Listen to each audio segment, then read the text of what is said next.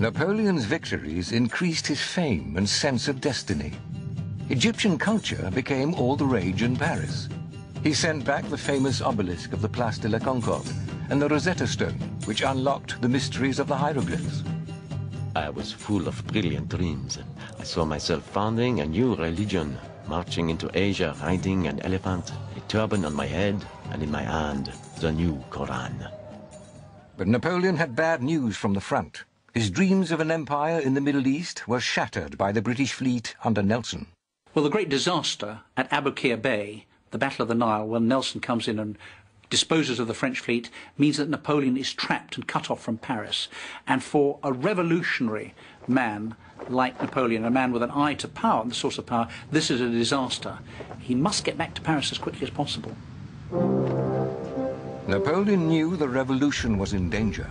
The country was at war with Austria, Russia and Britain, and close to economic collapse.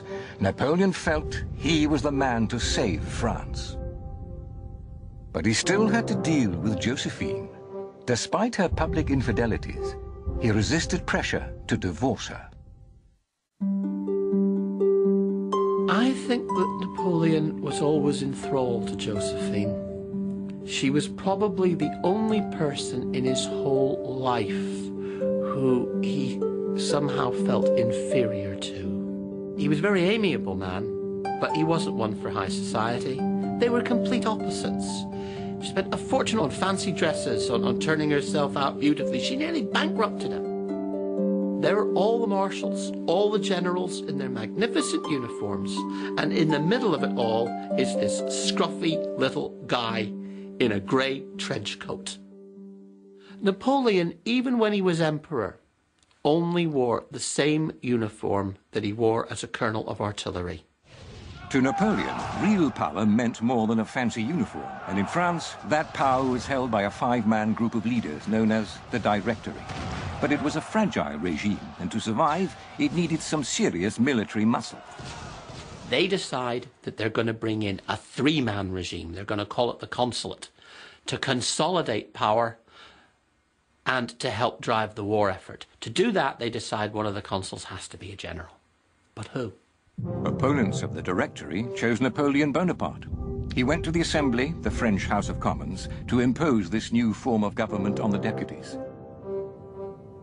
The incredible events that followed demonstrated Napoleon's ambition, courage, and desire to take risks. The scene in the Assembly must have been astonishing. It's one of these very Gallic moments of French passion and politics. And they all crowd round him. Knives are produced, people are shouting. His brother Lucien is the president of the Assembly, rather like the Speaker of the House of Commons. He's trying to calm things. People are crowding round him saying, he's an outlaw. Away with him, the traitor. Remember, this is the very thing that brought down Robespierre and sent him to the guillotine. Napoleon had played his hand. He had announced the end of the Directory. He was taking control. But his whole life was hanging in the balance. Then, suddenly, his brother Lucien rushed in with a squad of grenadiers, their bayonets fixed. The deputies fled for their lives. Napoleon was now the master of France.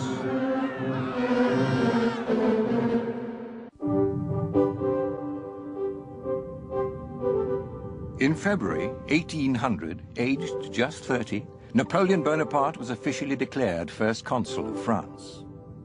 The deputies had fled for their lives in the face of the grenadiers. It was an astonishing, though bloodless coup that had toppled the Directory. But even with political and military control of France, still it was not enough for Napoleon. Napoleon realizes that the only way he can consolidate his power is to actually have a dynasty. He's dealing with the crowned heads of Europe. It takes one bullet to get rid of everything he's achieved. So Napoleon decides to turn the family firm into a royal family firm. And he has himself crowned emperor in order to guarantee, and this is a Republican mind, a child of the Revolution, in order to guarantee a hereditary succession. Napoleon returned France to a monarchy after it had gone through the most bloody revolution. France had become tired of chaos. The army, the people, and even the judiciary approved of Napoleon and believed he would lead France, in Napoleon's own words, to conquer the world. Napoleon's coronation took place in 1804 and was sanctified by Pope Pius VII. Napoleon crowned himself with golden laurel leaves and made Josephine his empress. But not everyone was thrilled with this development. By 1804, 1805, the crowned heads of Europe are becoming very twitchy indeed. The French Revolution was bad enough, but now they've got a resurgent France with a powerful military genius at its head and just about to sweep over, and he does, sweep over the whole of the continent of Europe, exporting the revolution on his bayonets. He terrifies the rest of Europe.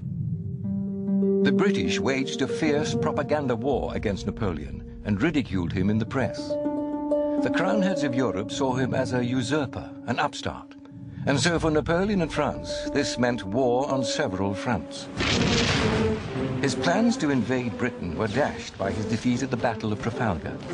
With the destruction of the French fleet, he focused his attention on controlling the continent. Russia, Austria and Britain formed a coalition against him in 1805. The stage was now set for one of history's greatest campaigns. Napoleon, immediately when he realises he can't achieve his goal of invading Britain, invading England, he marches across Europe and he fights this extraordinary battle at Austerlitz, blows away the Austrians and the Russians, and then embarks on this remarkable conquest, dominating the whole of Europe.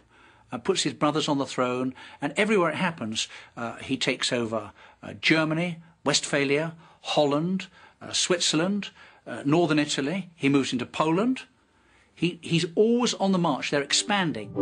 Despite this series of brilliant campaigns and the fact that his family were now on many of the thrones of Europe, Napoleon himself was still without an heir. He decided that he must divorce Josephine and pursue a marital alliance with one of the great European dynasties.